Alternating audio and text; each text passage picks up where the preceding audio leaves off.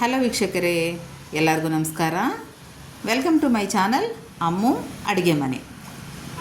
ಏನಪ್ಪ ಏನೋ ಕಲಿಸ್ಕೊಂಡು ತಿಂದುಬಿಡ್ತಿದ್ದಾಳಲ್ಲ ಅಂತ ನೋಡ್ತಿದ್ದೀರಾ?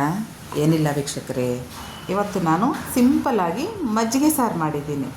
ಸೊ ನಮ್ಮ ಕಡೆ ಮಜ್ಜಿಗೆ ಸಾರು ತುಂಬ ಥರ ಮಾಡ್ತಾರೆ, ಬಟ್ ಇದು ತುಂಬ ಈಸಿ ಮೆಥಡು. ಸೊ ನಾನು ಹೇಗೆ ಮಾಡಿದ್ದೀನಿ ಅನ್ನೋದನ್ನು ನಿಮ್ಗೆ ಹೇಳಿಬಿಡ್ತೀನಿ ಬನ್ನಿ. ತುಂಬ ಸಿಂಪಲ್ಲು, ಜಾಸ್ತಿ ಟೈಮ್ ಕೂಡ ಬೇಕಾಗಿಲ್ಲ. ಮೊದಲು ಒಂದು ಪಾತ್ರೆ ತೊಗೊಂಡು ಅದರಲ್ಲಿ ಸ್ವಲ್ಪ ಎಣ್ಣೆ ಹಾಕ್ಕೊಂಡು ಸಾಸಿವೆ, ಮೆಂತ್ಯ ಕಾಳು ಮತ್ತು ಜೀರಿಗೆ ಈ ಮೂರನ್ನು ಹಾಕ್ಕೊಂಡು ಅದು ಚಟ್ಪಟ ಅನ್ನೋವರೆಗೂ ಕಾಯಬೇಕು. ಸಾಸಿವೆ, ಮೆಂತ್ಯ, ಜೀರಿಗೆ ಚಟ್ಪಟ ಅಂದ ನಂತರ ಇದಕ್ಕೆ ನಾವು ಫ್ರೆಶ್ ಆಗಿರೋ ಕರಿಬೇವು ಸೊಪ್ಪನ್ನು ಹಾಕ್ಕೊಂಡ್ಬಿಡ್ಬೇಕು. ಕರಿಬೇವು ಸೊಪ್ಪು ತುಂಬ ಫ್ರೆಶ್ ಇರಲಿ, ಒಣಗಿರೋದೆಲ್ಲ ಹಾಕ್ಕೋಬೇಡಿ, ಯಾಕಂದರೆ ಅದರ ಫ್ಲೇವರ್ ನಮಗೆ ಸರಿ ಅನಿಸಲ್ಲ. ಒಣಗಿರೋದ್ರಲ್ಲಿ ಫ್ಲೇವರೇ ಇರಲ್ಲ. ಸೊ ಫ್ರೆಶ್ ಆಗಿರಲಿ ಯಾವಾಗಲೂ ಕರಿಬೇವು ಅನ್ನೋದು. ಸೊ ಕರಿಬೇವು ಫ್ರೈ ಮಾಡ್ಕೊಂಡ್ಮೇಲೆ ಇನ್ನು ಮುಗೀತು. ಈಗ ನಮಗೆ ಸ್ಟವ್ ಆನಲ್ಲಿರೋ ಅವಶ್ಯಕತೆಯೇ ಇಲ್ಲ. ಈಗ ಇದಕ್ಕೆ ಸ್ಟವ್ ಆಫ್ ಮಾಡಿಕೊಂಡು ಇದಕ್ಕೆ ಸ್ವಲ್ಪನೇ ಅರಿಶಿಣ ಮತ್ತು ಸ್ವಲ್ಪ ಖಾರ ಪುಡಿ, ಹಾಗೆಯೇ ಇದಕ್ಕೆ ನಾವು ಸಾರಿಗೆ ಬೇಕಾಗಿರೋಷ್ಟು ಉಪ್ಪು, ನಾವೆಷ್ಟು ಮಜ್ಜಿಗೆ ಹಾಕ್ಕೊತೀವಿ ಅನ್ನೋದ್ರ ಮೇಲೆ ಡಿಪೆಂಡ್ ಆಗಿರುತ್ತೆ. ಉಪ್ಪು ಅನ್ನೋದನ್ನು ಹಾಕ್ಕೊಂಡು ಒಂದು ಸಲ ಇದನ್ನು ತಿರುಗಿಸ್ಕೊಂಬಿಡಿ, ಅಂದರೆ ಮಿಕ್ಸ್ ಆಗೋ ಥರ ಅದನ್ನು ತಿರುಗಿಸ್ಕೊಂಬಿಡ್ಬೇಕು.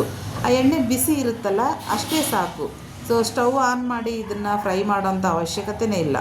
ಸೊ ಆ ಬಿಸಿ ಎಣ್ಣೆಯಲ್ಲಿ ಉಪ್ಪು, ಅರಿಶಿಣ, ಖಾರ ಹಾಕ್ಕೊಂಡು ಒಂದು ಸಲ ತಿರುಗಿಸ್ಕೊಂಡು ಅದರಲ್ಲಿ ಕಟ್ ಮಾಡಿ ಇಟ್ಕೊಂಡಿರೋ ಈರುಳ್ಳಿ ಮತ್ತು ಸಣ್ಣದಾಗಿ ಹೆಚ್ಚಿಟ್ಕೊಂಡು ಏನಿದು ಹಸಿಮೆಣಸಿನ್ಕಾಯಿ, ಸಣ್ಣದಾಗಿ ಅಂದರೆ ರೌಂಡಾಗಿ ಎಳೆ ಹಸಿಮೆಣಸಿನ್ಕಾಯಿ ಆದರೆ ತುಂಬ ಟೇಸ್ಟ್ ಇರುತ್ತೆ.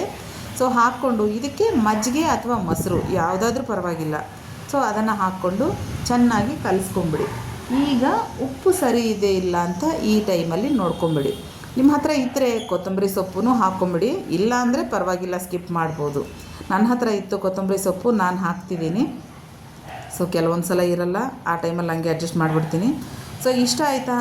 ನನಗೆ ಮಾತ್ರ ಮೊಸರು ಮಜ್ಜಿಗೆ ನಾನು ಉಣ್ಣಲ್ಲ, ಬಟ್ ಈ ಥರ ಮಜ್ಜಿಗೆ ಸಾರು ಮಾಡಿದರೆ ಮಾತ್ರ ತಿನ್ನೋದಕ್ಕಿಂತ 2 ತುತ್ತು ಜಾಸ್ತಿನೇ ನಾನು ತಿಂದುಬಿಡ್ತೀನಿ. ಅಷ್ಟು ಇಷ್ಟ ನನಗೆ ಈ ಮಜ್ಜಿಗೆ ಸಾರು ಅಂದರೆ. ನಿಮ್ಗೆ ಈ ರೆಸಿಪಿ ಇಷ್ಟ ಆಯಿತಾ? ಇಷ್ಟ ಆದರೆ ವಿಡಿಯೋ ಲೈಕ್ ಮಾಡ್ಕೊಳ್ಳಿ. ಚಾನಲ್ ಇನ್ನೂ ಸಬ್ಸ್ಕ್ರೈಬ್ ಮಾಡ್ಕೊಂಡಿಲ್ಲ ಅಂದರೆ ಚಾನಲ್ ಸಬ್ಸ್ಕ್ರೈಬ್ ಮಾಡಿಕೊಂಡು ನನ್ನ ಸಪೋರ್ಟ್ ಮಾಡಿ ಪ್ಲೀಸ್. ಮತ್ತು ಮುಂದಿನ ವಿಡಿಯೋದಲ್ಲಿ ಭೇಟಿಯಾಗೋಣ. ಅಲ್ಲಿವರೆಗೂ ಎಲ್ಲರಿಗೂ ನಮಸ್ಕಾರ.